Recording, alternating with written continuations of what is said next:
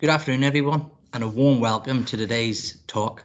My name is Kev Milnes, and I represent Randox as the molecular product specialist. So today I will be giving a brief introduction of the third-party controls that we offer and the importance of running third-party controls in molecular diagnostics. So here is the session overview for today. We will look at how third-party controls can improve the lab quality, the third-party controls that Randox offers. As you can see from the right-hand side there, you can see the QCMD and the Qnostics logos. We will then speak of the product focus for Vietnam itself, and then overall the take-home message, those key points and facts that I want you all to take home and think about. So allow me to introduce you all to Randox. We are fundamentally a globally recognised market leader within the in vitro diagnostic industry. We were founded in 1982 in County Antrim, Northern Ireland, and as pre-said there, a leading manufacturer of diagnostics. We now employ over 2,245 people, and it's rising by the day. This consists of 800 scientists and engineers, and again, rising by the day. We have offices and distribution networks in over 145 different countries globally, and we have 4 key manufacturing sites in the UK, Ireland, India, and the USA. And again, we're pushing to extend that. And up until recently, there until last year, we were picked to be the UK's COVID-19 national testing programme. Ultimately, the ethos of Randox is basically we're committed to revolutionising healthcare on a global scale. So the importance of quality management within the lab. So in order to run a lab, there has to be strong quality management, and these should be implemented in a number of key ways and key elements. Number 1, there's the internal quality control and assessment. Number 2, your external quality control and assessment, your EQA. And number 3, continuous professional development of staff training. So interlinking the quality assessments and bringing up the professional development of the lab personnel. In doing so, this will improve laboratory performance. It will maintain and drive towards accreditation. It will improve and ensure the accuracy and reliability of the patient's results, the actual tests and samples that the lab is taking in and running. It will provide confidence in diagnosis and treatment, which is the thing that we're all trying to strive to, and will meet quality control compliance and regulations. So these are the most important. This is the importance of the quality management within the lab. The advent and the introduction of new molecular tests has brought with it a need to implement quality control procedures to ensure the accuracy and precision of results. As with all diagnostic tests, the driving towards the third-party controls must be implemented within the molecular assays as prescribed by international standards such as ISO 15189-2012. First party or assay manufacturers cannot be relied on to safeguard the accuracy and precision of patient results. So if you run a test from an analyzer developed by the manufacturer that developed that analyzer and the manufacturer that sold you that machine, the results then tell you that the patient is, say, COVID positive, how can you be sure the result is reflective of what the patient is actually suffering from? The only way you can be certain of this is if you take a standard material or a control and you run it on the analyzer and it gives you the results it's meant to be. So if you run a control, a positive control, and it's designed to come out at a certain concentration on the analyzer, and it does so, you know that the analyzer is working fine. If you were to take a positive control and the results come back as negative, you know that there's something wrong with the analyzer. You know that there's some kind of troubleshooting. There's something fundamentally wrong, as it's giving out the wrong result. So just categories of quality controls. You have first-party controls and third-party controls. For the first one there, obviously we're looking at the third-party controls as the gold standard, but first-party controls there, as you can read, control materials that have been produced by the instrument, e.g. built-in controls, in-kit controls, or pooled patient samples. These are controls which come with the kit or the instrument itself. These are often manufactured by the same raw materials as the calibrator, making them less sensitive to detect changes in performance, almost masking any deviances away from the actual number you're looking for. And generally, they're improved by manufacturers' testing systems and can mask weakness and therefore be less sensitive compared to independent controls. So there's a somewhat of a bias land there where if you have the manufacturer producing a control that's producing an analyzer, there will be some kind of leeway, plus or minus. But as a third-party control, we want to really decrease the goalpost as such, and bring that down to make things super accurate and super reliable. As you can see there, the third-party controls. These third-party controls are manufactured independently. It provides an unbiased assessment of the analytical performance across multiple platforms. Again, it ensures the results are reliable and accurate and of scientific integrity. They extend the shelf life to allow long-term quality control monitoring and can detect shift changes of reagent batches.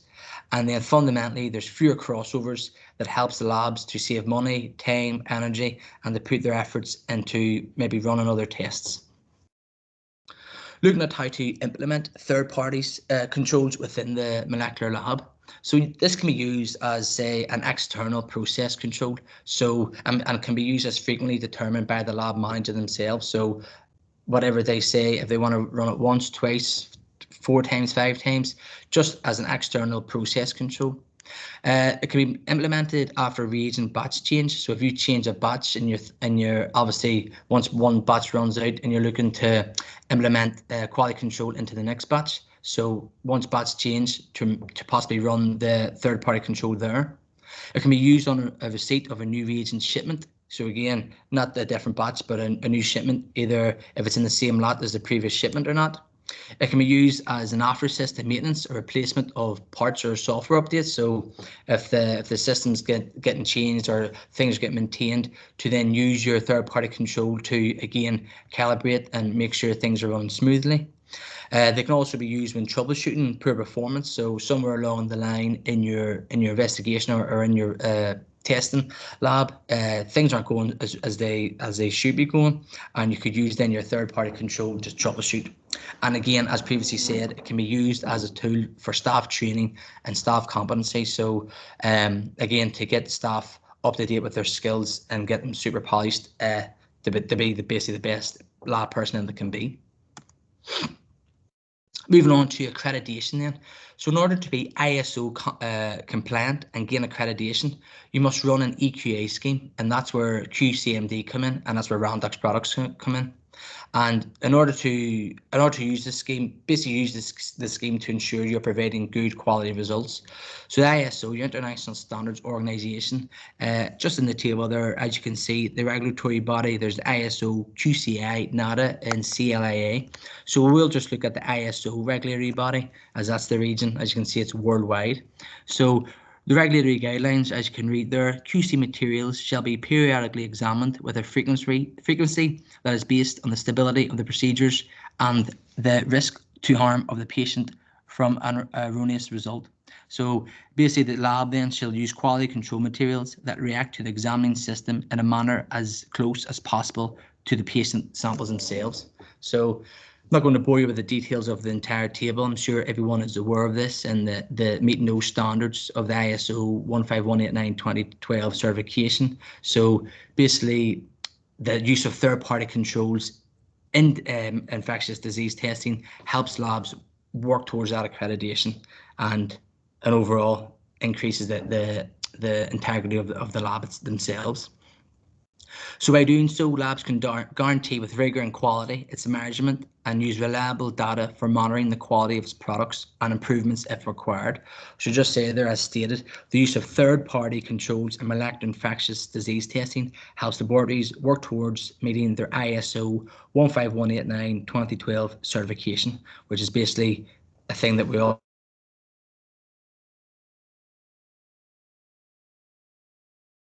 moving on then. So let me introduce the Randox third-party controlled products.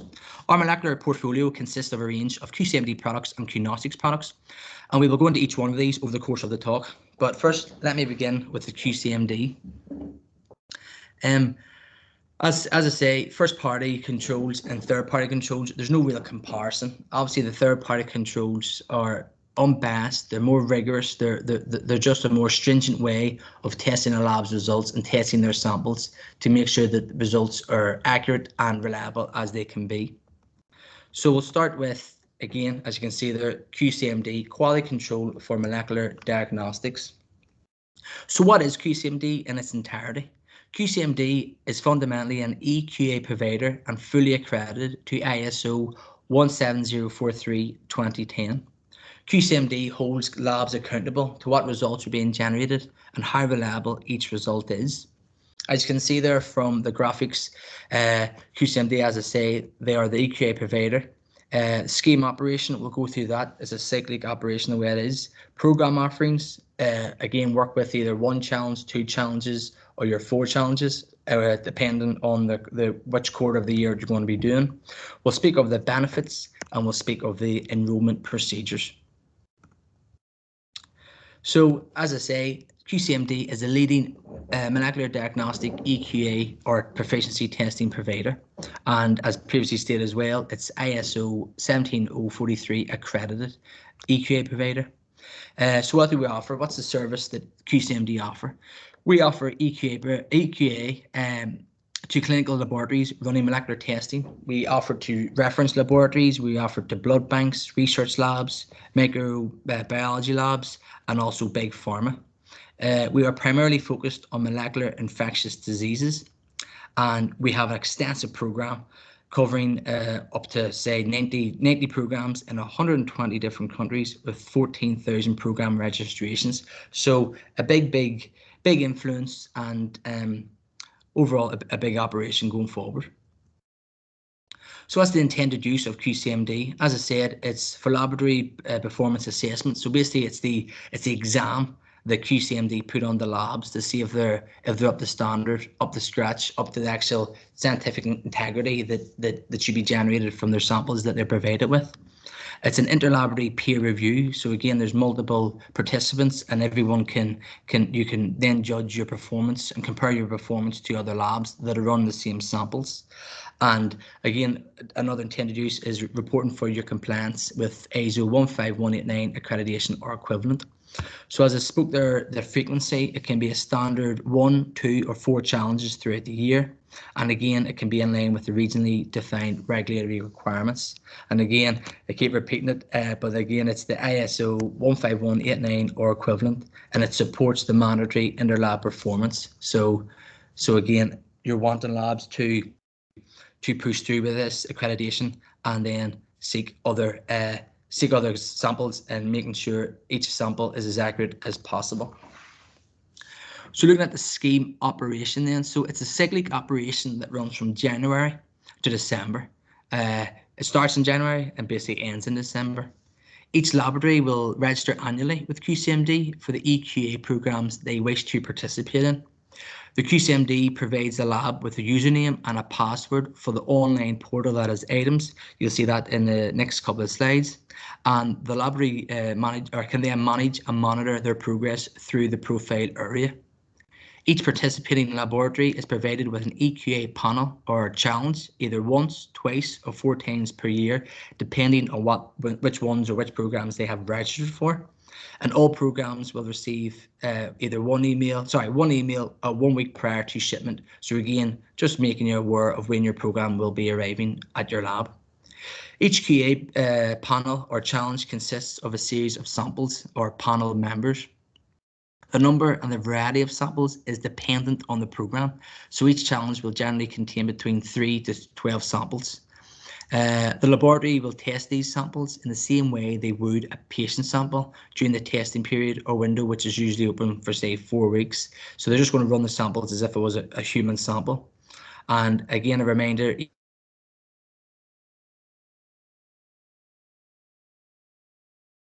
from the laboratory testing, along with details of the lab setup, assay method and procedures are all submitted to QCMD using the online portal that is items. And if internet access is a problem, labs can submit results using a results reporting form. So instead of, if there is issues with anything internet or anything technical related, they can use a reporting form which they can be completed manually and sent either by fax or email to QCMD. Each individual laboratory then will then receive a report detailing their performance. The individual report consists of participants' results and performance compared to their immediate peer group as defined by their methods and consensus from all participants within their EQA programme. Following this, a supplementary report may be made available, that's if they want.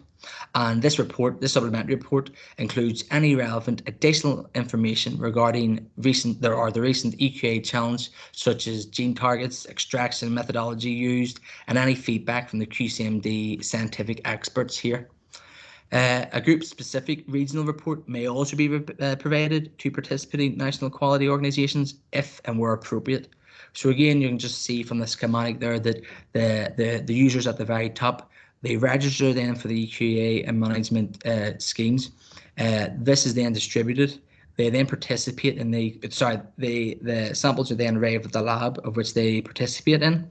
They then send their lab off send their results off where the data is collected, and then from that then their data is processed, and then they receive an EQA report of how they actually performed running the samples and the program itself.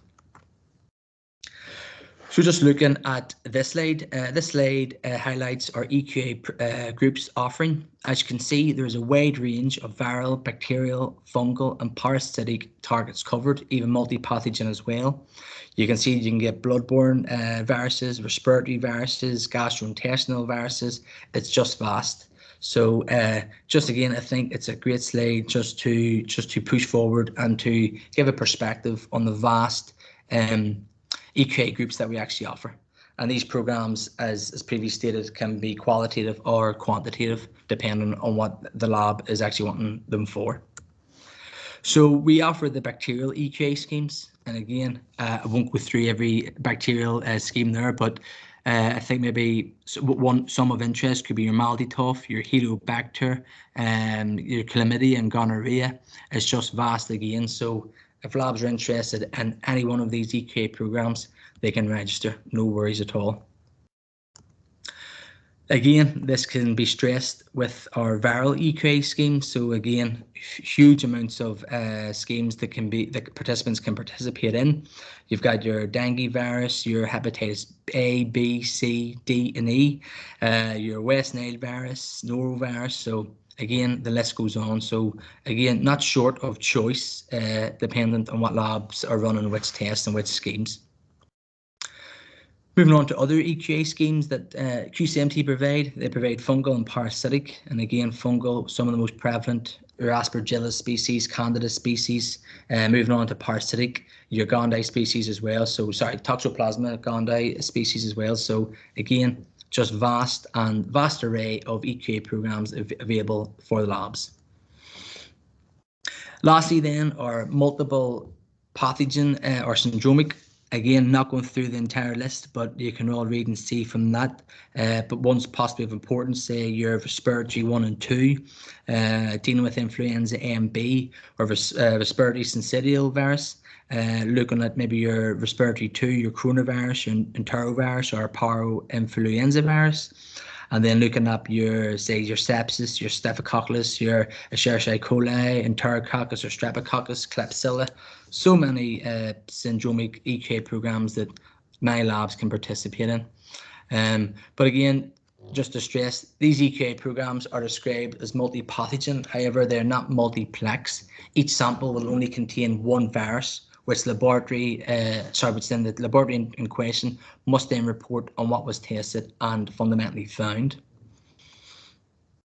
Moving on to this slide. So this slide describes the challenges / blind samples each customer will receive. So it's the distribution frequencies or the number of challenges per year within an EQA scheme, often vary in different countries due to regional regulations. So it could differ within Vietnam, the US, the different parts of Europe, dependent on, it's just basically country dependent.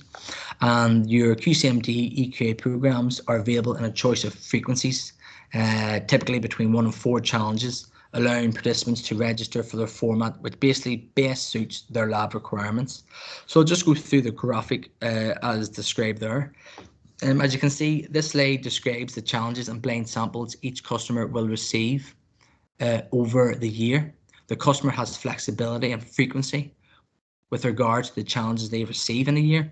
So for each scheme, we have between, as stated, say 8 to 12 samples. Customers have the option in some schemes, but not in all, to have those samples to arrive all at once, say in one challenge, or split across 2 challenges, or split across 4 challenges.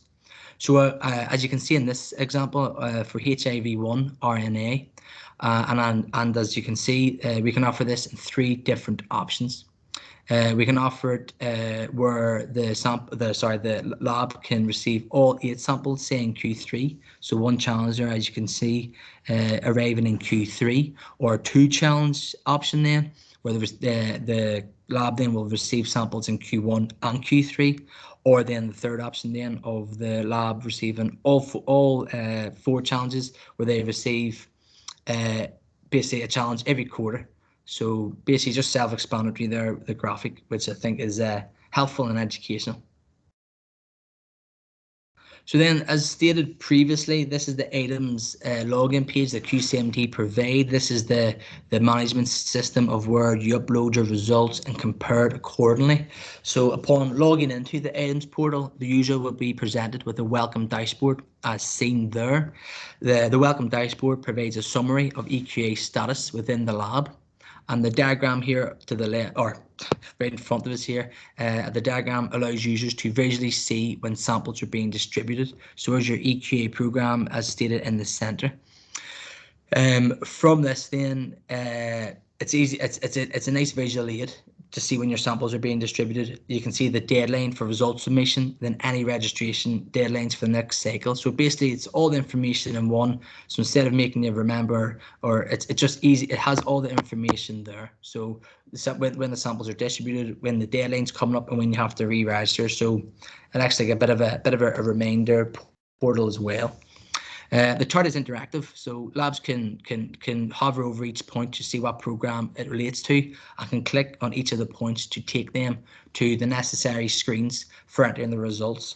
So it's not just a stationary system. It's interactive. You can play about with it. You can maybe expand maybe on the possible programs that you wish to run, and have a good read of maybe things in the future to run maybe to get interested in and run different programs. As stated then, with the comprehensive reports and supplementary reports, we provide individual reports for every distribution. So for 1 challenge, there'll be 1 report, and for 2 challenges, there'll be 2 reports. So individual reports are provided for each individual challenge. As you can see from the right-hand side, everything is color-coded. It's easy to interpret. I think that's what we want. We want colors, graphs, easy things to interpret, rather than anything too monotonous or laborious. It's just an easy figure to look at the results, the way they've been broken down, where your numbers lie. From this then, this report is available within 2 to 4 weeks from submission deadline. So this allows for any corrective action to be taken prior to the next EQA sample. So allows labs to see maybe if there is a problem and correct it accordingly. And in addition to this, as stated, an additional supplementary report is also made available. We made this available for 1 year, 1 to 2 years, but it's mostly, I think labs mostly benefit from the comprehensive reports. However, the supplementary reports are available. So the QCMD features and benefits. So we boast the largest selection of molecular EQA programs for infectious disease testing. So choose between 1, 2, and 4 challenges per year. Basically, as stated in the previous slide, reports are available within 4 weeks of your submission. They're whole pathogen material which mimics the patient sample and can be used to monitor full testing processes. From this then, as previously stated, I just want to reiterate, reports provided for each challenge and supplementary reports which may also include scientific expert commentary, which again could be useful to your lab, which could be an also feature and key benefit for labs. But as again there, the frequency and flexibility of testing and challenges, so single and multi-pathogen, you're talking report availability within the 2 to 4 weeks, which is the shortest turnaround available currently on the market. Since it is accredited to ISO standard 17043, there's increased confidence of lab quality. And so you're getting an EQA provider that is accredited to a certain standard. So that's just knowing that you're getting the best accreditation possible. And again, it's supporting accreditation, ISO 15189, so it's an internationally standard accreditation. Another key benefit then, you've got your comprehensive reports coming through. So that's individual comparison against your peers. So see what other labs are producing, see what their results are, and comparing your results accordingly. Where are you compared to your peers? Where are you? Are you above average, below average? Are you just in the middle? And really striving towards that, right? I want to be on top of the game. I want to be in the top lab producing the most accurate and reliable results. As stated there, it's the whole pathogen is designed for whole testing process, and that can be used on MDX systems. So you've got it's a whole testing process, which again decreases any lab errors, any handling errors, and any just keeping everything clean and accurate, basically. Another feature as well is that we've got a high level of participation worldwide, and again, it's an internationally recognised and respected EQA program. And previously stated then from the items portal, it's a user-friendly software. So again, as just witnessed in the previous slide there, where it was color coordinated, everything was easy to see and easy to interpret. So lots of features and benefits of the QCMD EQA programs. So just a bit of our customer base. The global, well, shockingly to know, but the global molecular diagnostic market has experienced a fourfold increase. So in 2018, you were saying you're looking at 6.5 billion, but now you're looking at 28.1 billion. So it's a massive increase of molecular diagnostics. And infectious disease accounts for the largest share of this global market, and is the area that we're most interested in, and as are you. And as again, reiterating, we supply QCMD programs on a global scale. So our participants span across countries from Europe, Asia, the Americas, just a global influence, and we want to include Vietnam in this participation list. Moving on to QNostics then, so this is a molecular control range for infectious disease. So I know it's mostly speaking of the QCMD, which is probably more beneficial and safeguard with regards to QNostics. But again, we'll go through a bit of QNostics and highlight some of its benefits, key features, something similar to QCMD slides. But and again, I'll keep this brief. So introducing the QNostics. So QNostics is the leading manufacturer of third-party control solution for molecular disease testing. And in 2018, Randox and QNostics entered into a strategic partnership where from then things have blossomed and business is booming. Its product range comprises of hundreds of characterized viral, bacterial and fungal pathogens, again covering a large amount of infectious disease, you're including, say, respiratory diseases, transplant-associated central nervous system diseases. So again, a large array, similar to the QCMD, you've got a large array of systems and diseases that QNostics covers. Products are suitable for all stages of assay development, including your daily monitoring of assay performance, linearity assessment, assay validation and verification, and again, using it for staff training and competence. And in April 2020, there just last year, QNostics launched a new range of QC solutions to support laboratories' efforts during the COVID-19 pandemic. From the QNostics as well, this is our molecular control solutions. So you can see there the transplant-associated diseases. You've got over 40 products. With respiratory diseases, we've got over 20 products with flu A and B. You've got your bloodborne viruses, 20 products as well. Sexually transmitted infections, boasting 10 products. Central nervous system products, that concludes up to 5 products. And your gastrointestinal diseases, again, 10 products. So again, just a vast array of just added to our molecular portfolio. So lots of samples, lots of just a big menu for labs to participate in and again purchase. So why use QNostics third-party controls? So again, keeping it brief, these are used, the QNostics controls are used to monitor the precision of results. They prevent errors by constant and consistent monitoring. So the consistent monitoring and consistent, like say, keeping your keeping your errors at bay and safeguarding your errors. You've got to assess your variation, so lot-to-lot variation between lots, say, of reagents and prevent shifts and drifts. Q-agnostic third-party controls, again, reliability of results. It's an independent, unbiased third-party control. So there's no sway, no favoritism. It's just an independent control which you want your results to mirror. Again, eliminates errors, it carries out the correction action itself, and it's a whole process control. So it's monitors extraction, your amplification stages, and your detection stages, and probably most importantly, it's mimicking the actual patient sample itself. So it's a whole pathogen mimicry. So, okay, so now I know about the Q-agnostic product range fits in the laboratory, but what are the key messages here? So perhaps the biggest thing to note is the fact that all Q-agnostic products are whole pathogen. So by this, I mean that the control contains the whole organism, and as such, it mimics the patient sample itself. As a whole pathogen control, it must go through all of the same steps as the patient sample, and therefore can be used to control the entire testing process, as I stated there previous, from extraction, amplification, detection of the genetic material. All controls are liquid frozen, and as such, there's no need for any additional preparation steps, making them extremely easy and convenient to use. Some competitors almost only offer controls which, again, they can be lyophilized, or even so much so that it's just not as easy handling as the ones that we offer at the minute.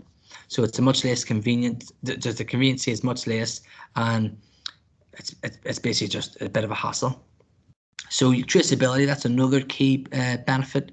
All Q-agnostic products are traceable to World Health Organization standards where available.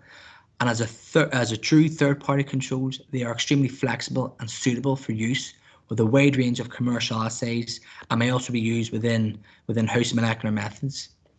And then finally, they are extremely high quality. As we've already mentioned here, all products are manufactured to the ISO 13485 standards, with many products also CE marked.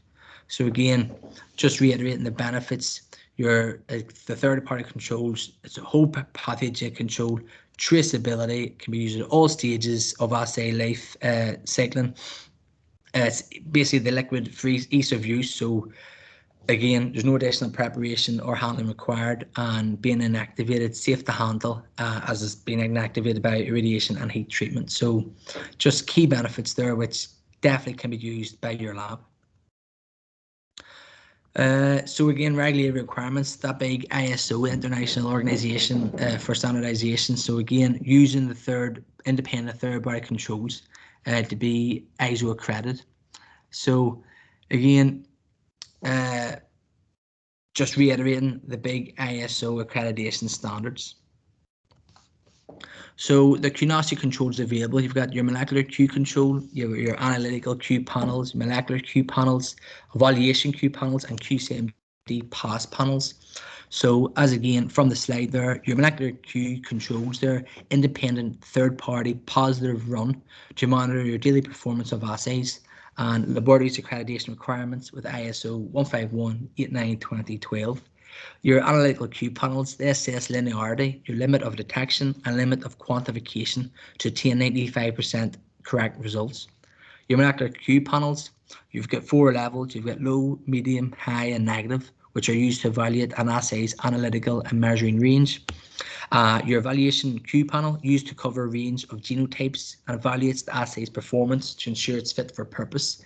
And this can also be carried out by validation runs within a laboratory.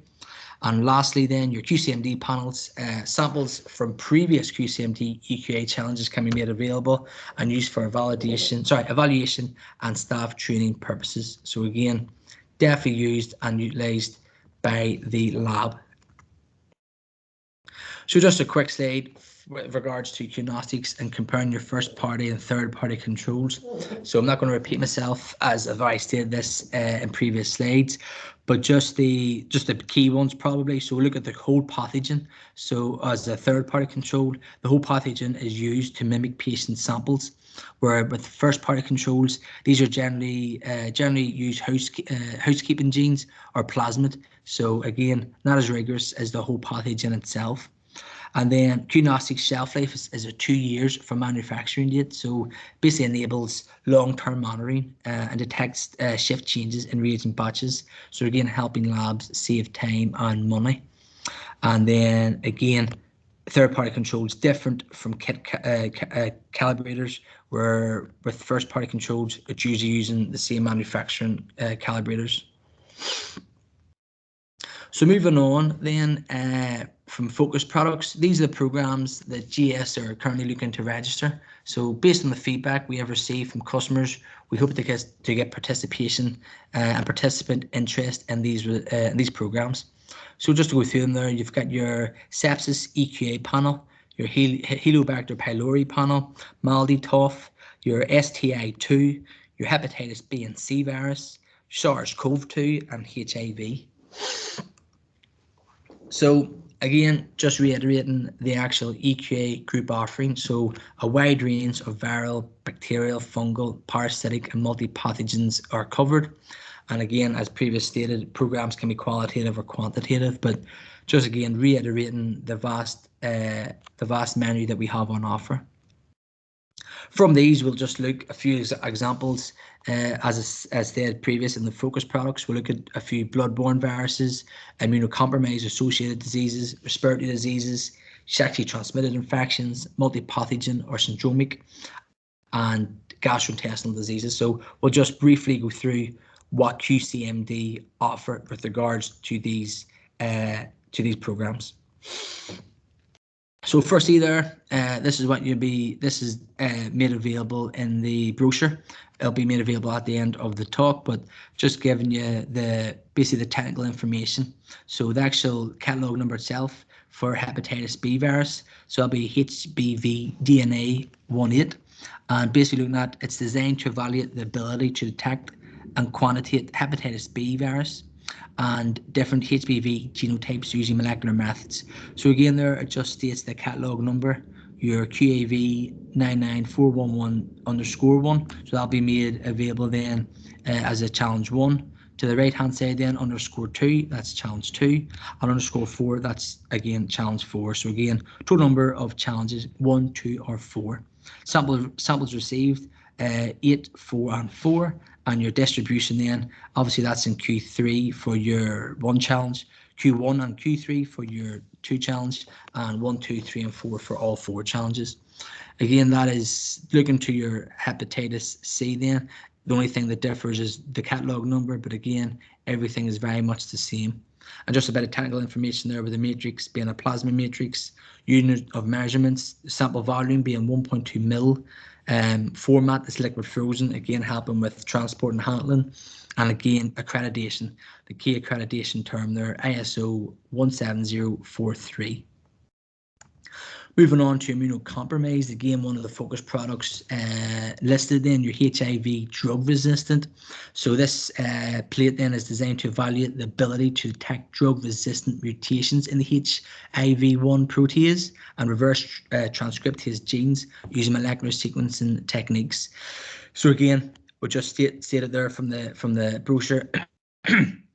Excuse me, from the brochure there, the catalog number, the number of challenges, number of samples, and your distribution or testing period.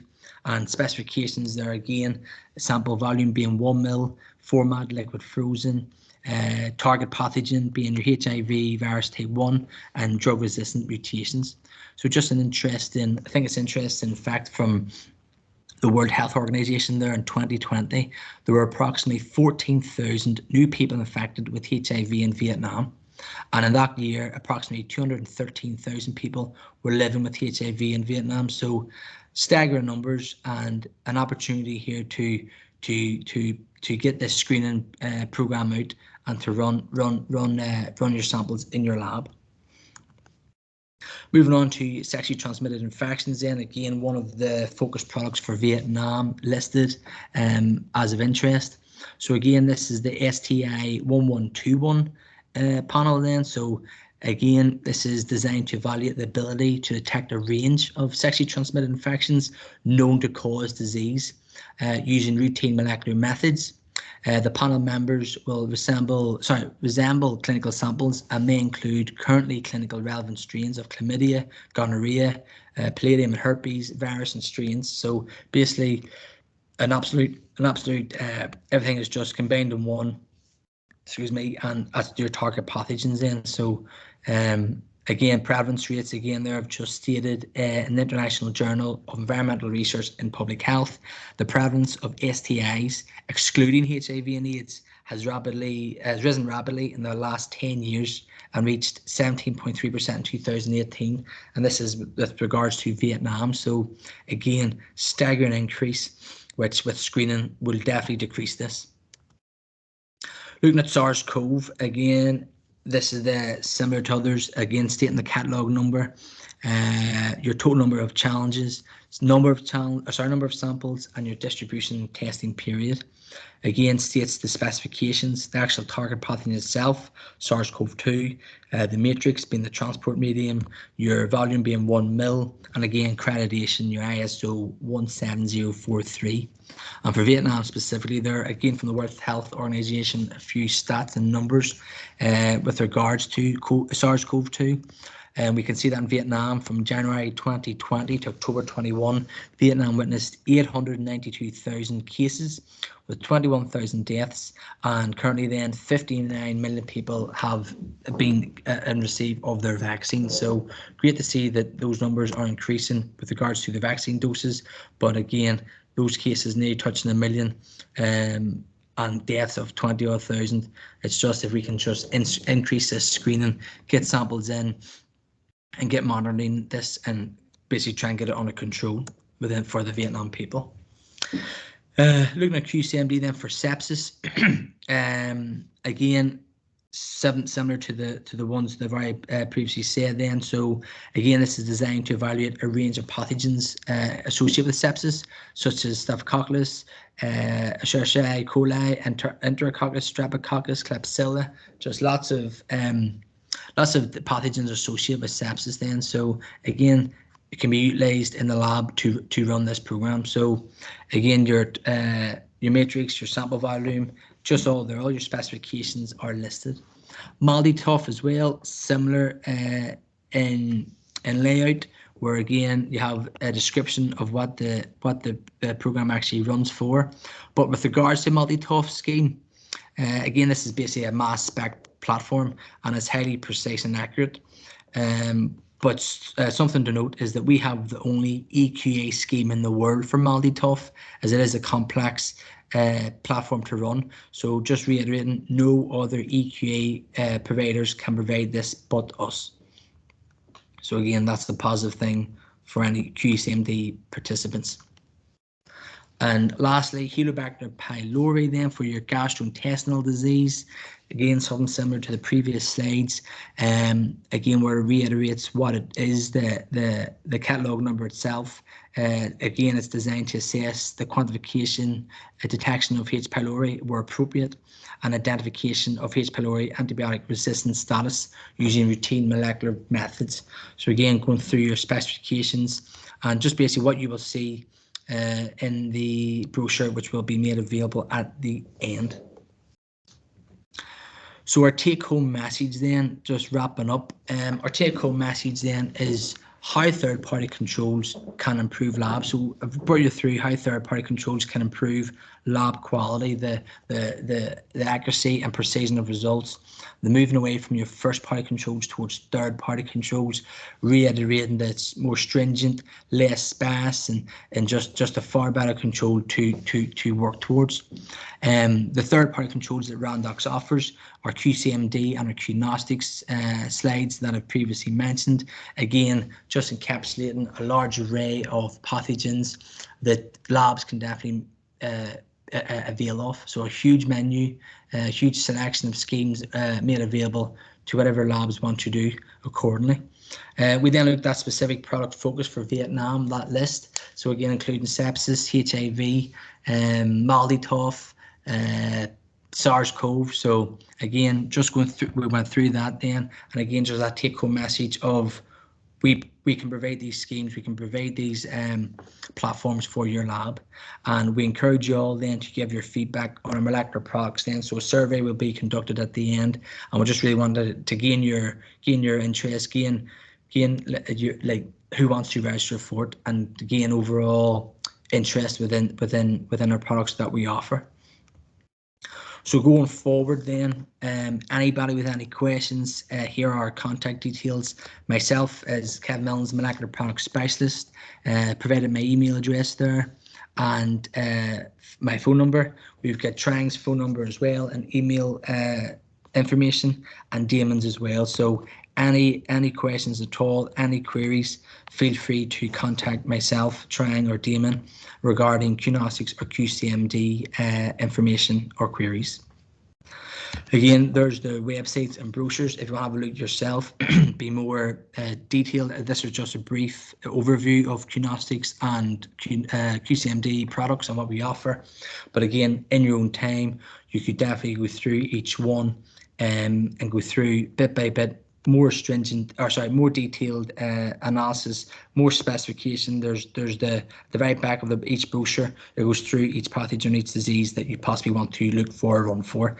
Again, the focus products were just a highlight, a snippet, if you want, what we offer. So that is it then. So that's my departing message. I hope you all, I just thank you all for attending. I appreciate you, everyone listening and everyone's attendance, and I look forward then to hearing any questions or hearing any queries that you have.